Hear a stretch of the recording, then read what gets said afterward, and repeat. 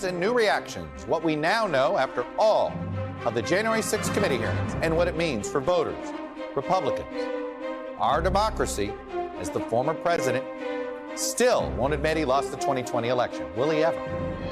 Plus, a federal jury convicts former Trump advisor Steve Bannon on 2 counts of contempt of Congress after he refused to cooperate with the January 6th committee. Will he serve time behind bars? And later, health alerts. The White House says President Biden's COVID-19 symptoms have improved as the U.S. reports its first case of polio in nearly a decade. And health officials are scrambling to find more monkeypox vaccines.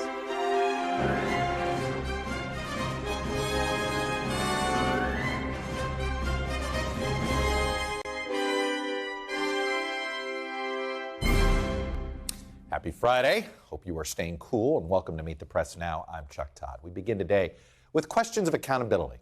After the January 6th committee's primetime hearing last night and amid some breaking news this afternoon that a federal jury has convicted Trump ally Steve Bannon on 2 counts of criminal contempt of Congress for refusing to comply with January 6th committee's subpoenas for testimony and documents. We'll have much more on that breaking news in a moment, including the potential for Bannon to be serving time. Bannon's conviction comes amid the January 6th committee wrapping up a summer of 8 bombshell hearings with this conclusion and warning from the committee's vice chair, Republican Congresswoman Liz Cheney. There was no ambiguity, no nuance. Donald Trump made a purposeful choice to violate his oath of office, and every American must consider this. Can a president who is willing to make the choices Donald Trump made during the violence of January 6th ever be trusted with any position of authority in our great nation again? That question is seemingly aimed at Republican voters. It was at one time in the hands of Republican senators, and they chose to punt. But it will be Republican voters across the country who will decide Trump's political fate with the knowledge now of the committee's initial findings into the former president's role in the Capitol insurrection. What Republican voters have to grapple with now is this question. Knowing what they know now, should elected Republicans have voted to acquit Trump in last year's impeachment trial, which could have barred him from ever holding federal office again in a position of responsibility, as Liz Cheney was talking about. Because what the committee has essentially done is take the basic facts that Congress and the American people knew in the immediate aftermath of the insurrection, and they fill it in with so much supporting evidence, with witness testimony from Trump's own advisors and supporters. For instance, we knew then that President Trump had lost the 2020 election to Joe Biden, and there was no evidence of widespread fraud. Now we also know that Trump was told he lost a fair election by his own campaign and White House advisors at every level. We knew then that President Trump denied the election results and floated outlandish and baseless theories to say he won. Now we also know the Justice Department investigated those claims and told President Trump numerous times in numerous ways that they were nonsense, but they actually were investigated. His White House lawyers, by the way, also told him that as well. We knew then that President Trump was pushing for investigations into those debunked claims anyway. Now we also know he nearly blew up the Justice Department over it and tried to name a conspiracy theorist as special counsel during an unhinged White House meeting.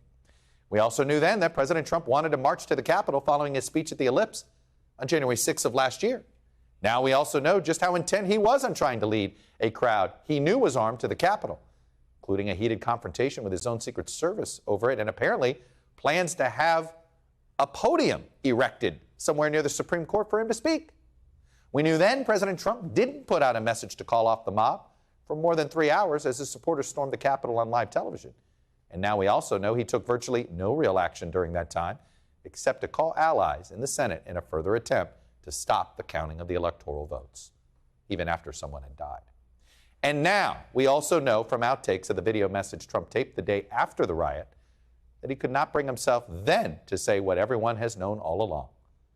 The election was and is over. But this election is now over.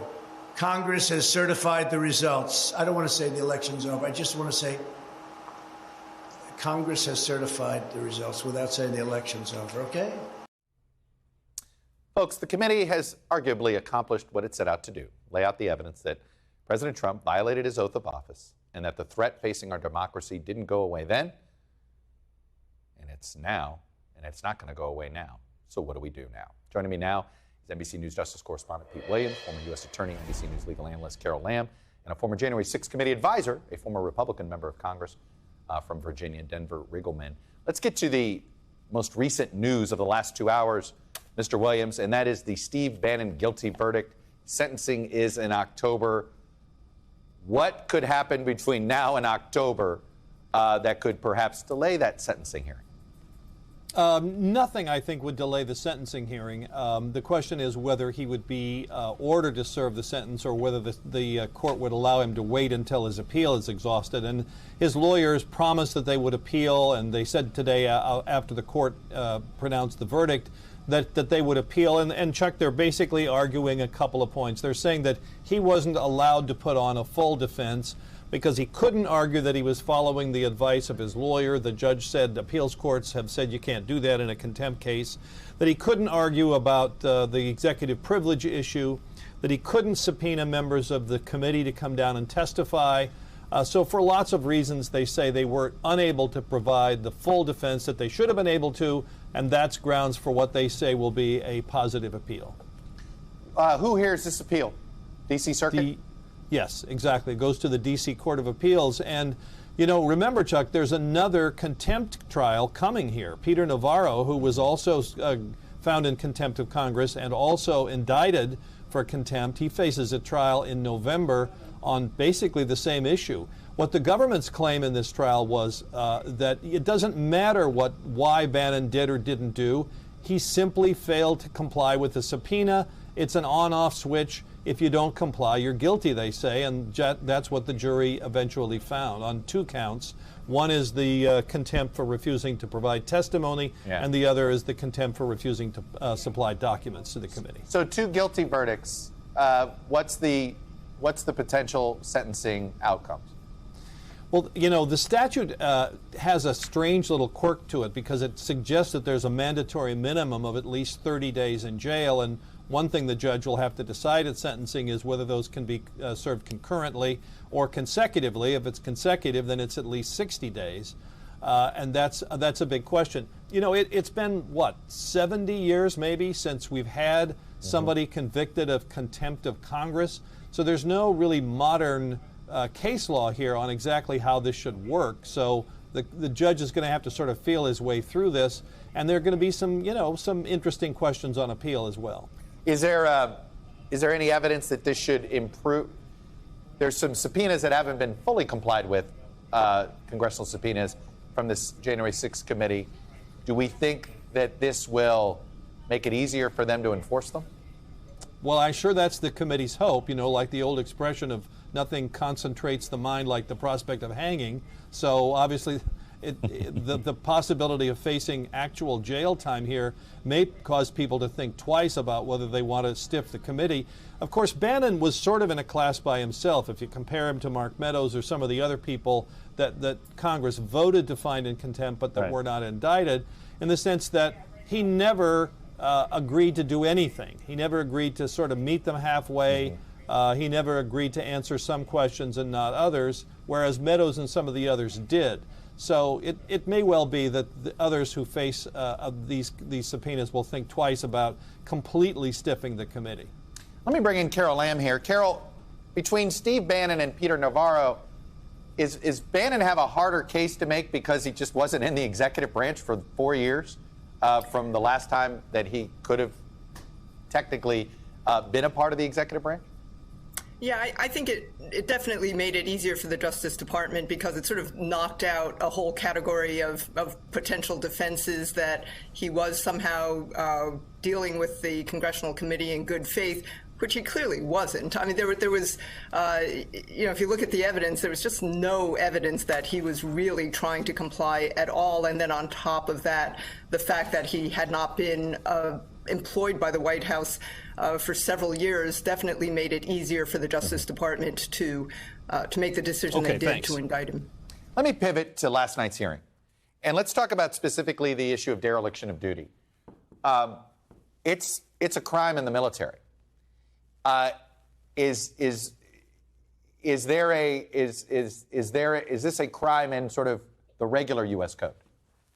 It is not a crime, Chuck. It is not a federal crime in any sense. And so when you hear that phrase, dereliction of duty, thrown around, it was more a moral crime. It is what the January 6th committee is really set up to deal with, or maybe an impeachment committee, which is not what we have going on here. But it is not a federal crime. So that's why you hear in the criminal context potential charges like seditious conspiracy or obstruction of justice or something like that. When it comes to let's take the totality of the eight hearings. Where do you feel is the strongest area to pursue criminal charges against the former president, and where do you think is weaker? Well, that's interesting because the committee has done a phenomenal job really putting together the timeline of what happened. And, at the outset of the hearings, you might have said, well, there were sparks here and there, and somehow it turned into a wildfire and it was completely out of control. The committee has done a good job of setting up sort of a minute-by-minute playbook of what actually happened, and starting a few days back. And I think one of the most interesting things that I wish we could mine more, but with Bannon refusing to cooperate, it doesn't look like we're going to get there. But he was saying to his listeners far in advance and up to the day before January 6th, that something wild was going to happen. And these were based on phone calls with the president, apparently, at the time. And I think that shows evidence of premeditation that we simply didn't know existed before. But again, to charge a former president with seditious conspiracy is very, very tough. I think if they were to take the charges down and have them be less complicated. Seditious conspiracy has a lot of elements to it, but if you take it down to simply, sort of incitement or obstruction or something like that, I think if they can show the premeditation and the formation of a plan, I think those are probably the so-called easier cases to bring. But again, it's a tall hill to climb. All right, there's sort of three places where it feels like there's vulnerability here for the former president legally. We've talked about the Justice Department. There's Georgia. And then there's the issue of civil litigation. Seems to me last night there was a great case made for some wrongful death claims against the former president. Wrongful death. Well, wrongful death is a state kind of crime, so that would have to be under the D.C. laws, not under federal laws per se. When you talk about wrongful death, you have to show a lot of causality and direct causality. It's interesting because when you mention that, Chuck, it brings to mind what the president said that many years ago, that he could shoot somebody on Fifth Avenue and still be president. It's a little bit tougher unless you actually show the premeditation to do the act that actually caused the death. So I think that's actually a tougher claim to bring than maybe some of these cases based on the false electors, the fake electors, or even incitement, which I think we're getting more evidence of now. Final question for you, Carol. Would you be surprised to find out that Justice has not opened a criminal investigation into the former president?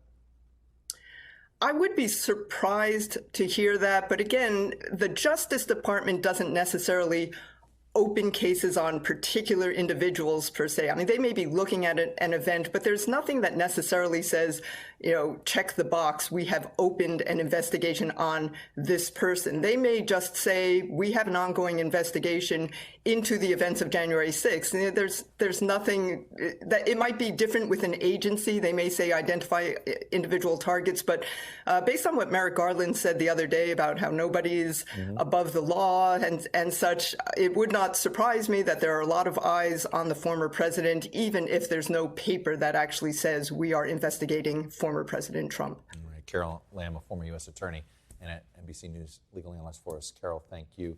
Let me bring in Denver Riggleman and a former Republican congressman who's, well, he left the party, but I think he'd argue the party left him.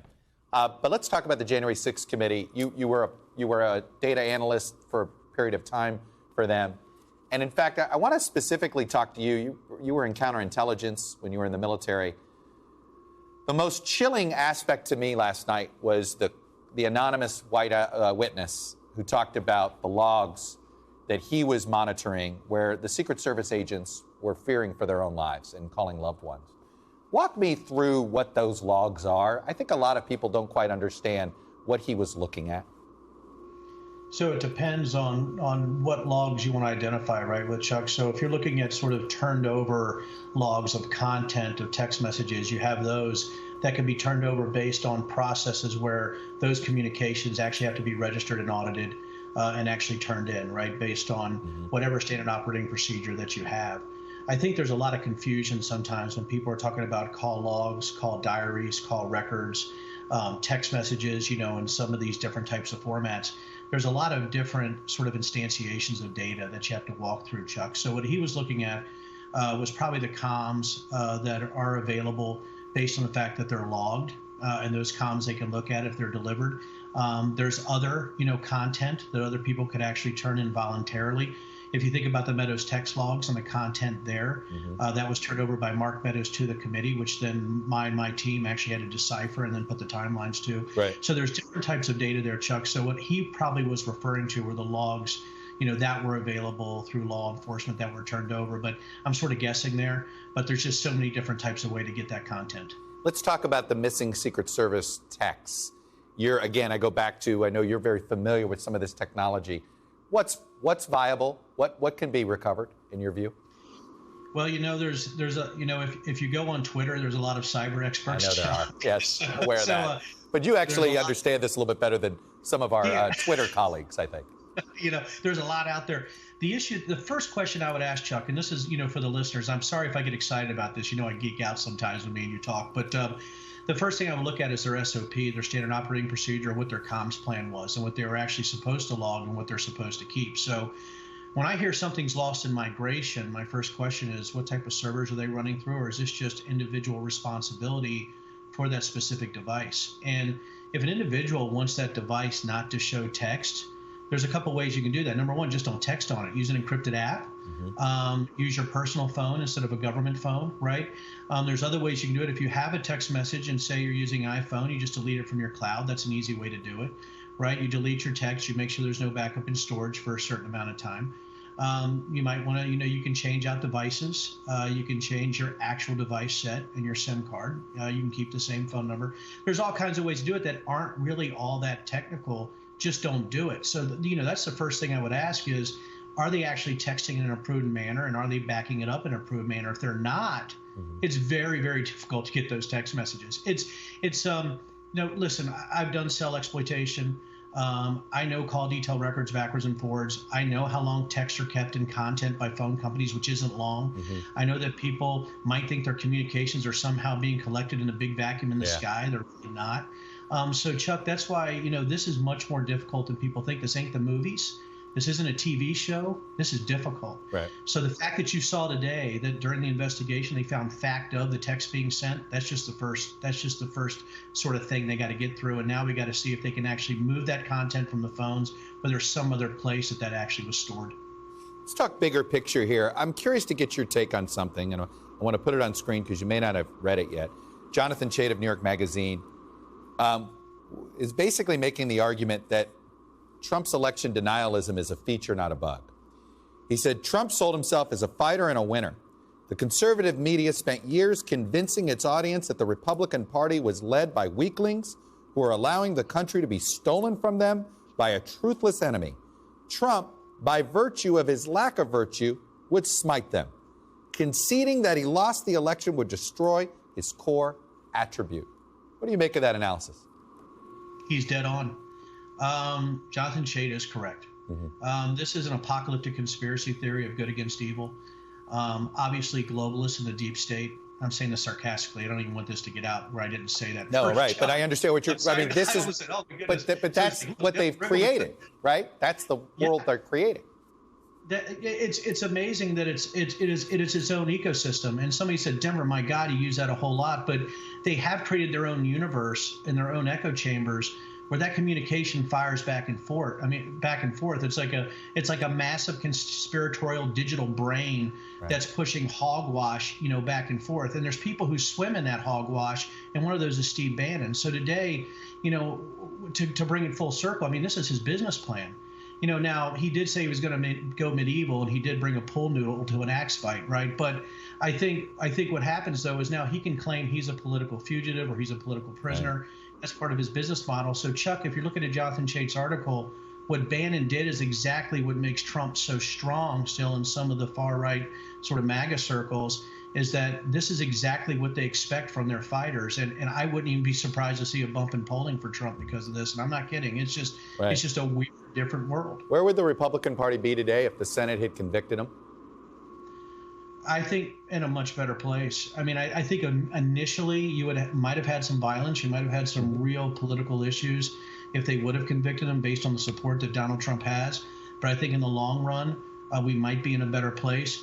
I think at this point, Chuck, I know it was great to have two incredible attorneys on. It's really difficult to see any criminal charges for me from a counterterrorism data space against President Trump based on the data available to the committee, even though it's very robust and I can make some incredible assumptions, which based on the data where I'm at 80 to 90%. But the DOJ has to take over with other things they can see and call detailed records and content that I can't get to, which I know exist. And I think what you're going to see in the next few months, I would hope, is that the DOJ and the committee gets together and they actually share data. They need to build an analytical tiger team between those data sources. And if they do that, I think you're going to be able to go down some of those rabbit holes. Well, you got to have receipts if you're going to try to prosecute a former president. But I'll tell you, our founders knew there was a better way to do this. It's called the impeachment process, and the Senate Republicans, they whiffed. Anyway, former Congressman Denver Riggleman, always a pleasure. Thank you, sir. Coming up, after last night's hearing, former President Trump and Vice President Pence are holding dueling rallies in Arizona today with dueling visions of the Republican Party's future on display. Plus, an NBC interview with one of the most vulnerable Senate Democrats this cycle. She's fighting for her political life, but she's flush with cash. Watch you meet the president.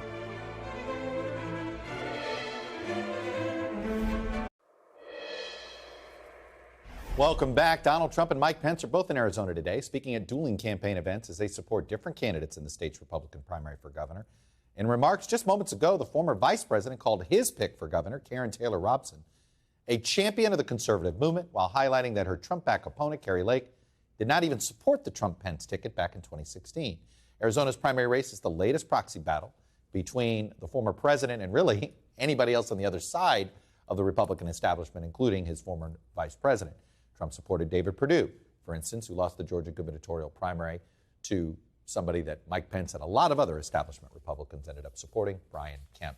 Vaughn Hilliard is on the ground in Arizona covering these dueling rallies here, and it really is. It's sort of, you know what, I think some Republicans would call this a split between the pro-democracy wing of the GOP and the anti-democracy wing of the GOP.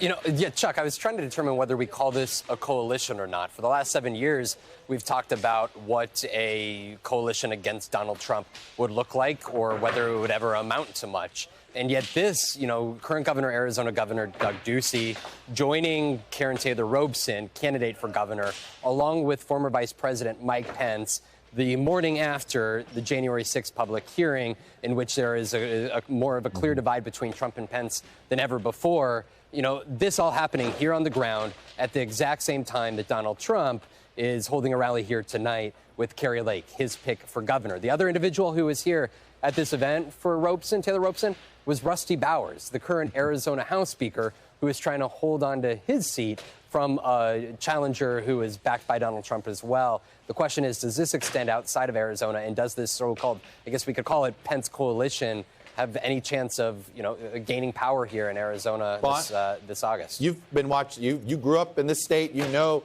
the Arizona Republican Party has always been a few notches to the right of wherever the National Republican Party is, which is, you know, what has given Democrats a jump start in making that state competitive for years. I mean, look, the recent history of this says you'd rather be on the farther right coalition if you want to win a primary in that state. Is that your sense still, or are things changing in Arizona? Right, and I think that was where we go back to, you know, 2018 even, and Martha McSally, right? She ended up beating in her U.S. Senate primary. The other candidates in that race were Kelly Ward, who is now the GOP chairwoman, who was further right of Martha McSally, as well as Joe Arpaio. And McSally was the one who pulled out that primary. Was an incumbent. McCain. He faced, you know, further right. Faced kind of incumbent, but John McCain also faced, you know, challenges from the right before, and he kept holding on. Doug Ducey, he ultimately won his primaries for governor back in 2014. And so I think that is where the question mark, I got to be frank with you here at this event. I was talking with some other reporters here.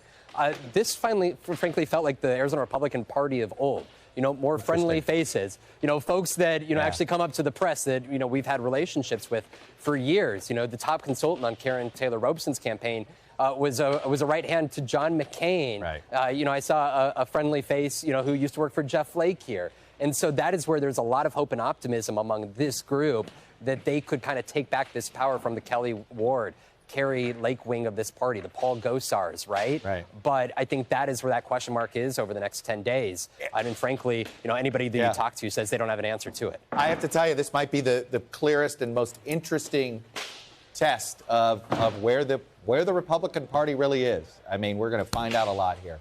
And we may find it all out in one state, Vaughn, in Arizona on the ground floor. Vaughn Hilliard, thank you. Up next, January 6th shockwave, the future of the GOP. President Biden's ongoing struggles as the leader of the Democratic Party. All that and more with a panel after a quick break. You're watching Meet the Press Now.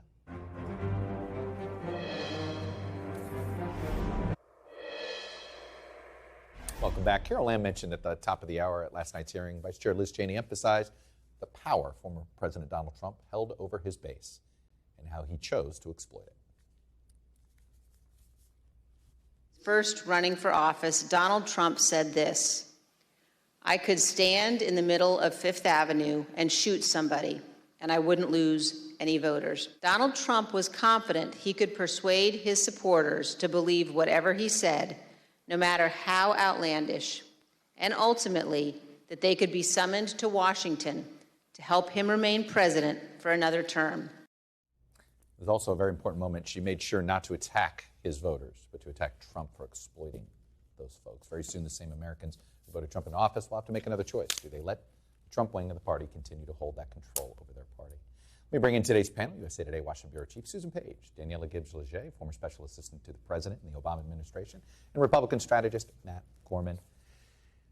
Let's step back. Susan, did the January 6th committee make its case? Yeah, I think they did. Mm-hmm. I think they found out things we didn't know. And the evidence they presented was from Republicans who supported Donald Trump. Mm-hmm. It wasn't from Democrats and it wasn't from never-Trumpers, and that made it more powerful. You mentioned Republican voters are going to have to make a decision about Trump in 2 years. They're going to have to make a decision in a couple of weeks about Liz Cheney, who has had a very high profile in this committee, done, I think, really a powerful job, and is almost certainly going to pay with her House seat. It was interesting, Matt, to listen to her closing statement last night. I don't think she was thinking about the Wyoming primary. No, not at all. I really, Yeah. Right? I mean, she has her eye somewhere else. It's number one, I think, essentially to excise Trump from the GOP. Yeah, and second might be Manchester, New Hampshire. That's right. Yeah, which is fine. Don't disagree with that. No, yeah, which is fine. I mean, look, no, you're right. I think, barring some miracle, she's slated to lose her House seat in a couple weeks. But look, there will also be some wing of the party, regardless of where you think the party's headed or whatever, there will be candidates in the Larry Hogan vein, the Liz Cheney vein, that will be beating this drum for next 2 years. Now, will it matter? Will it get more than 10%, even in New Hampshire? Probably not. But there will be this part that they'll have to deal with for the next couple of years. What kind of damage has the January 6th committee done to the GOP's brand, do you think? I think in the short term, 2022, very little. I think it's still going to be inflation, gas prices. 2024, I think, is more of the open question, and I think I got to disagree with Jonathan Chait's piece. You talk to Republican voters. I'm not talking just D.C. voters, people that voted for him twice, still like him. His biggest vulnerability is his obsession about 2020. Looking backwards. Yes. Yeah. We have inflation, Joe Biden looking older by the day, all of this. And I'm not talking to Larry Hogan or Chris Christie. I'm saying Ron DeSantis can turn to you on a stage and say, you know what, 2020's in the past. I'm focused on beating Joe Biden. We all need to be, and we need you, if you're going to be the nominee, to be as well. Yeah. These January 6 hearings, what were your expectations going into them, and have they been met? They've been exceeded because I had very low expectations. I was skeptical. Yeah. I mean, when you've been around, as long as we have, you learn to set your expectations accordingly. But they have done a remarkable job of laying out a very compelling case. And I thought what Representative Kitzger said last night wasn't that Trump didn't, act, that he failed to act. It's that he chose not to act, like putting him in the driver's seat of being the one who said, I am not going to try and save the Capitol from falling because I like what I'm seeing on TV. So I think they've done a great job. I'm very curious to see what else they have in September. The fact that this was supposed to be over, but they keep getting more and more information. And I think it's going to the walls are going to keep closing around Trump tighter and tighter. When does there become diminishing returns, Susan? Well, it depends on what you mean by returns. If you mean political returns, I'm not sure this is a big political. I've never thought of it as that. I don't mean that. I'm talking about more of prosecution returns. Well, let's talk to Merrick Garland about the Justice Department's willingness to be very aggressive and assertive on some of the issues that have been raised, or whether they'll take a very cautious approach. He's a judicious kind of guy that would argue not for leaning forward the way that some Democrats hope he will. But we'll see. I don't think we know. I want to bring up one moment in the hearing that was both striking because this person told us about the fear that Pence's Secret Service agents, but it was the decision to keep this person anonymous. Let me play how Elaine Luria described this witness. Since our last hearings, we've received new testimony from a security professional working in the White House complex on January 6th, with access to relevant information and responsibility to report to national security officials.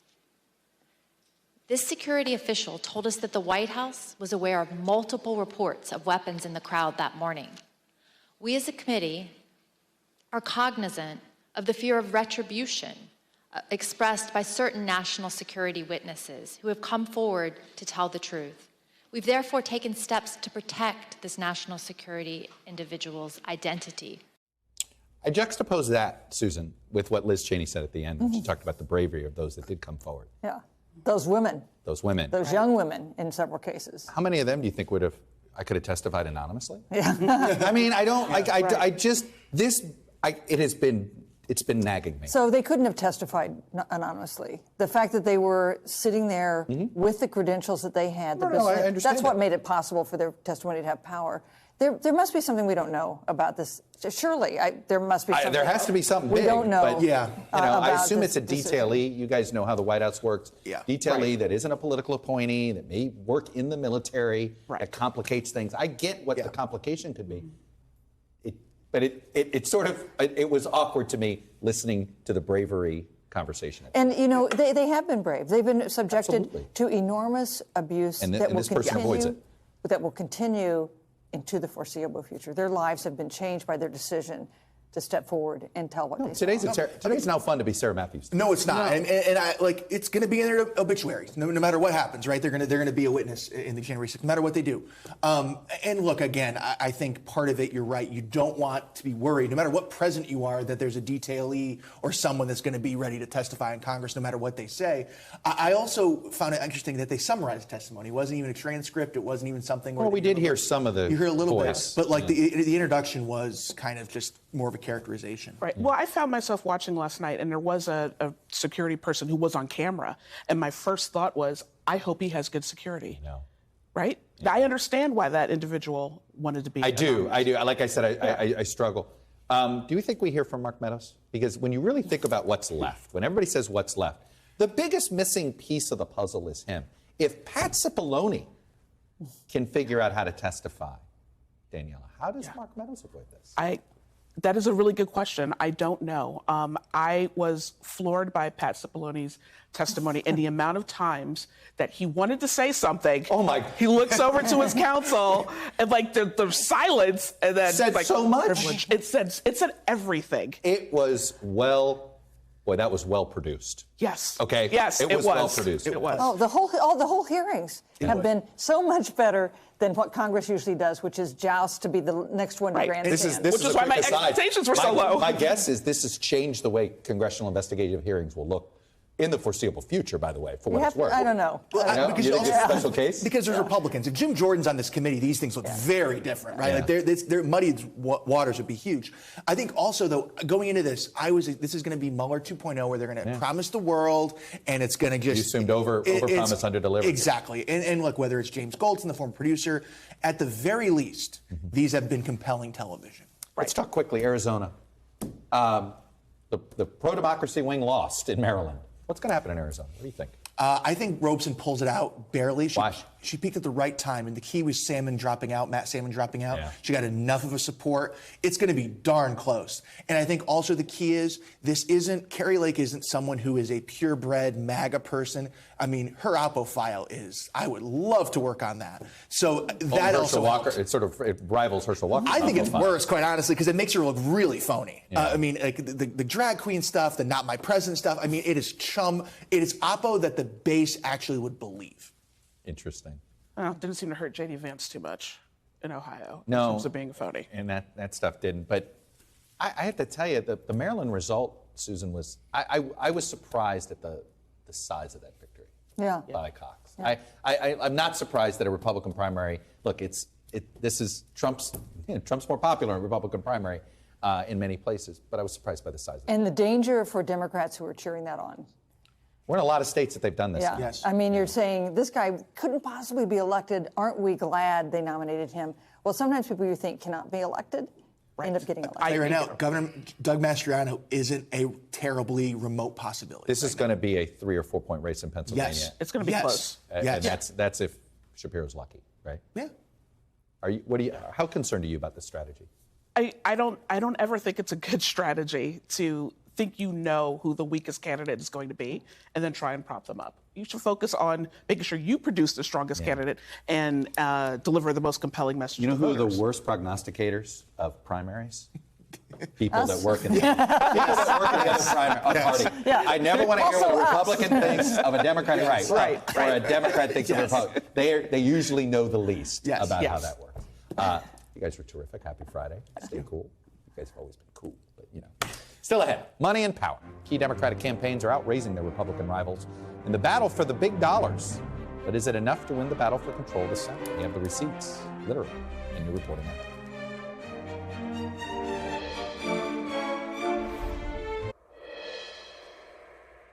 Welcome back. A little data download time here. While historical precedent and current numbers suggest Democrats have an uphill battle in this year's midterms, fundraising numbers suggest the Republican momentum heading into November may be slowing. WinRed, which is the Republicans' preferred online platform for contributions to campaigns all over the country, received $27 million that flowed through its system in contributions last month. That is down from $37 million in January. Now, there were 3 intervening events. Let me show you the Democratic side. Act Blue, which is the Democrats' online fundraising platform, they raised more than twice that, number one. And look at this. Their better number was in June, just last month at $65 million versus January at $51 million. Now, you talk to insiders on this, and they say 3 events. You had the war, which slowed down fundraising for everybody, the start of that. And then you had the leak of the Roe opinion and the Roe opinion itself, which has jump-started Democratic fundraising. That's at least what Republicans are saying now. But this disparity is growing, particularly in some of the most competitive Senate races. Right now, these are the top Republican fundraisers. Ron Johnson has raised the most in the Senate campaigns at 6.2. But I want you to look at those numbers. 6, 5, 5, 4, 2. That's your top 5. Let me show you the Democratic Senate fundraisers. You're going to see a lot bigger. Look at this. 4 of the top 5, 8 figures, not 7 figures. A 17 for Warnock, a 13 for Kelly, a 12 for a challenger here in Demings, a 10, another challenger here in Fetterman. I showed you Ryan sitting at 9. By the way, if you saw back on that other page, you see people like not so good there in J.D. Vance, not raising a lot of money. Dr. Oz. So we're seeing some big disparities. Marco Rubio's keeping up with Demings. But right now, there's no nominee yet in Arizona. Walker's keeping up with Warnock, but is behind. So you're seeing if Democrats hold the Senate, we're going to come back and look at this and point to this as the reason that's the case. Meanwhile, speaking of key Senate races, Catherine Cortez Masto. She's a first-term senator, one of the most vulnerable. Well, my colleague Guad Venegas just spoke with her for a quick interview. He's on the ground in Nevada, and he joins me now. And Guad, she's, in a tough race, in a tough state, in a tough economic environment. Exactly, Chuck. Now, she has raised more money than Adam Laxalt, who's the candidate on the Republican side. Now, Catherine Cortez Masto is going to have to focus on two groups, right? You've got the undecided, nonpartisan voters in Nevada, and also the Hispanic voters. More than 20% of voters here in Nevada. Of course, these two groups can overlap. The latest data from the New York Times indicates that when you look at Hispanic voters nationwide, they're pretty much split when it comes to the congressional ballot going into the midterms. Hispanics supporting Democrats and Republicans are pretty much split right now. Now, traditionally, Hispanics would prefer Democrats when it came to voting in the midterms and the presidential elections. So we had a conversation with Cortez Masto to talk about this Hispanic vote and a few other things just earlier today when she visited this biofuel plant. Here's part of the conversation that I had with Catherine Cortez Masto. Why are more Latinos preferring the Republican side? What is happening in Nevada? I can only tell you what I know in Nevada, and the Latinos that I talk to may be different than the Latinos you're talking to, is that they are looking for somebody that understands the challenges that they're facing and is going to fight for them. And that's what I've always done. That, to me, is what it's about. You can't show up at the last minute and say, oh, I'm running for office, I want your vote. It is engaging with our community all the time. For me, it's not taking any person for granted in this state. Will Biden come campaign with you eventually before the midterms? And what are you doing to tackle these issues that you mentioned that are the ones that are upsetting voters that are considering the Republican side? President Biden is welcome here. Any president is always welcome in the state of Nevada. At the end of the day, though, for me, and I am so proud to represent my state. I'm third generation. My family grew up here. My family, throughout this state, we've benefited from so many opportunities here and had support from Nevadans throughout this state. And to me, that's what this is about, is making sure that people in my state know that I am there on their behalf. Now, we've been talking to voters over the last few months who, yes, say they are upset at the economy, inflation, gas prices. They're upset with Biden. Some saying they're upset with Catherine Cortez Masto. But here's the key thing. Not so upset that they would be willing to support a far-right candidate like Adam Laxalt. That will be the key question between now and the midterm election, Chuck. How upset will these voters be, and how will things change for them? And will Laxalt be able to make his way back to the mainstream, right, which is something he'd been dabbling in Trumpism. But before Trumpism, he was a member of a mainstream Republican clan. So it'll be interesting to watch that candidacy on the ground there, talking with the senator. Guad Venegas, good reporting. Thank you, sir. After the break, monkeypox, polio, and COVID. We're going to get an update on the president's condition and talk to a doctor about the other viruses that are making headlines right now. You're watching Meet the President.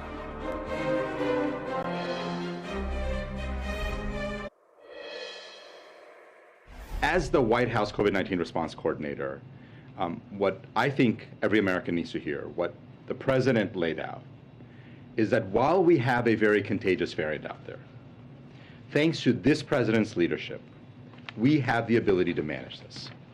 We are now at a point, I believe, where we can prevent nearly every COVID death in America. Across the country there are a lot of infections, but when people are vaccinated and boosted, they tend to have far less serious illness. This virus is going to be with us forever. It's really, really important that people build up their immunity against this virus. There you go. And assuming the president does end up getting back to work, he'll experience COVID like millions of Americans have experienced it if they've been vaccinated and boosted. Anyway, that's the message, obviously. Get vaccinated, get boosted, because it is here to stay. That was White House COVID response coordinator Dr. Ashish Jha, and he shared that at today's press briefing as the White House seeks to use President Biden's COVID diagnosis as a teaching moment for the American public.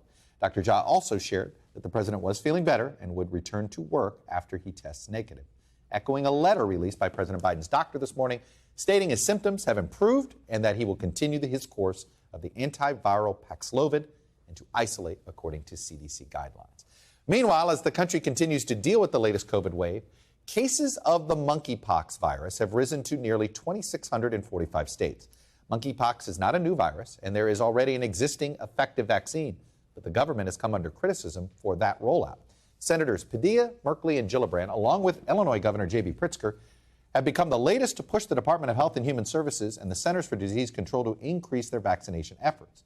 And health officials at the state level have taken up a mix of vaccination strategies, from limiting eligibility to prioritizing first doses to help stop the spread, because we just don't have enough right now. Joining me is Dr. Peter Cortez. He's director of the Center for Vaccine Development at Texas Children's Hospital and is the dean of Baylor College's School of Tropical Medicine. Dr. Cortez, it's been a while. It's nice to talk with you. It's not nice to talk with you when we have another virus that is making its way around. Walk us through the monkeypox situation and our vaccine deficit here.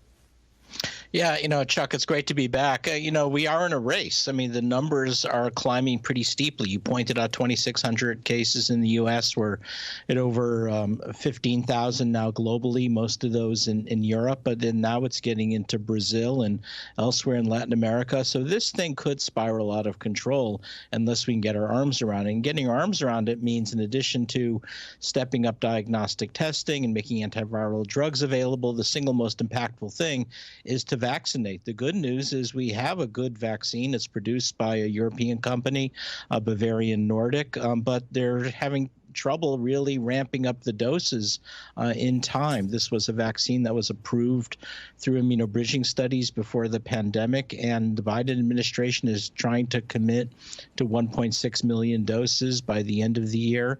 I'm not convinced that's going to be enough. And the big worry is that it's going to eventually get into the general population, especially children, who don't handle this virus very well. So that's the tough part. Look, there's a lot of people out there that are probably going to be going to their doctors. Wait a minute, do I need one of these vaccines? What are most Americans vaccinated for this? Well, there are a lot of Americans who are my age and older who, over the age of, 55, 60, who have gotten the old smallpox vaccine. And that does offer some protection, although it's not clear how much. Some say the complete protection only lasts a decade and then it starts to decline thereafter. But at least it will help mitigate. But the problem is this is especially among sexually active gay and bisexual males. That's the predominant demographic right now, just because it got into that social network. Not that it's a sexually transmitted disease, more through skin oral contact. So the key is to vaccinate that population at risk first and foremost, and in hopes that it doesn't either get into the general population or the animal population as well, so it becomes a permanent fixture in the United States. So I'm not convinced that 1.6 million doses of vaccine is going to do it. They're trying to get to 7 million doses by next year. So that's why I call it a race to really accelerate this, not only for the United States, but also for Europe and now Latin America, so it doesn't become a global problem. And unfortunately, now we're seeing the same kind of vaccine hoarding that plagued the early months of the COVID-19 pandemic. Is there a point where most Americans are going to need to get a monkeypox vaccine or not? I think that's an important question. I don't have the answer to that. I don't think anybody knows at this point. It's not impossible. Right now, we don't foresee that or forecast it. But if this thing starts to spill over into the general population, it is a possibility. Let's talk about the polio case. Former head of the FDA, Scott Gottlieb, sees that as evidence that we're going to have pockets of this because of increased vaccine resistance in general. Is that your diagnosis as to why this may be occurring? I think there's two things. One, I think Scott is partly right that, this anti-vaccine movement that accelerated during this time of COVID-19 is now politically engaged, politically empowered. It has money, it has organization, and even if and when COVID starts to dissipate, it's not like they're going to fold the tent and they're already targeting all childhood vaccinations. That's going to be the new battleground, both in the U.S. and globally. On top of that, you have, we've seen the specific targeting of individual ethnic groups. We saw this with the anti-vaccine movement targeting the Somali immigrant community in 2017 in the Twin Cities, and now they're doing this with the Orthodox Jewish community, where there was a big measles epidemic in 2019. So and that's what we're seeing right now with this polio case. So I'm extremely worried about this. And when I think about vaccine hesitancy and climate change and globalization in general, which we circulate more, I mean, how much of this is what feels like we're at more viral risk, if you will, or are we just paying more attention? Well, we're seeing this as the confluence of a lot of 21st century social determinants. It's war and political collapses, destabilizing infrastructures for administering vaccines and neglected tropical disease prevention measures. We're also seeing now deforestation, climate change, all of this, and vaccine hesitancy. It's all coming together in order to generate disease. An ugly stew that could kill people that shouldn't be fearing death. Dr. Peter Cortez, one of the world's foremost experts on vaccines. Always a pleasure, sir. Thank you. And thank you all for being with us this hour. And if it's Sunday, it's Beat the Press on your local NBC station. I'll be speaking with the former Vice President, Al Gore, about climate change and the warnings he presented the country 20 years ago, as well as January 6th committee member Elaine Luria. NBC News Now coverage continues with Tom Costello, who's sitting in for Hallie Jackson. Thanks for watching our YouTube channel. Follow today's top stories and breaking news by downloading the NBC News app.